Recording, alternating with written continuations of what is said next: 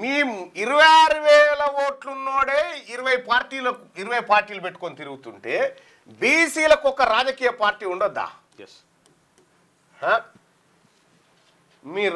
మా ఓట్లు మీ సీట్ల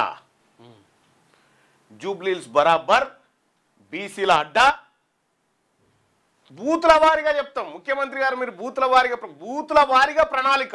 ఒక్క బూత్కు కాంగ్రెస్ పార్టీ ఒక ఇంటికి ఎన్ని రకాల మోసం చేసింది, బీఆర్ఎస్ ఎంత మోసం చేసింది, బీజేపీ ఎంత మోసం చేసింది, బూతు వారిగా ఇంటి వారికి ఇచ్చేస్తాం అంతే రేపు పొద్దుగాల. ఇది జూబ్లీహిల్స్లో లెక్క. ఈ నియోజకవర్గంలో ఇంక 26,000 ఉన్నారు కానీ ఇంకో దాంట్లో ఆయన లేరు. ఎంత గమ్మత్ అంటే 70 బూతులలో వెల్మోలు ఓట్లే లేవు. వాడ 329 బూతులు ఉంటే 70 బూతులలో వెల్మాయనకు ఓటే లేదు. 40 బూతులల్లా కమ్మోళ్ళకు లేవు. 18 బూతులల్లా రెడ్లకు 0. ఇది బూతుల కథ. మరి ఇవాళ రేపు ఎవరైనా ఇటాడు చేరిరేమో కానీ పరిస్థితి అయితే ఇది జూబ్లీహిల్స్లో. మరి ఈ లెక్క ప్రకారం ఎవరు గెలవాలి ఇక్కడ? సరే దాన్ని రాజకీయ వ్యూహం ప్రకటిస్తాం కానీ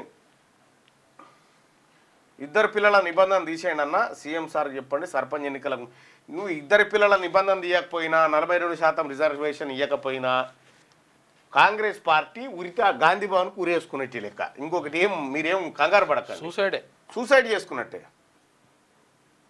26,000కే 10% ఓసీలకు రిజర్వేషన్లు. అబ్బా భలే ఆలోచిస్తూ ఉన్నారు మీరు.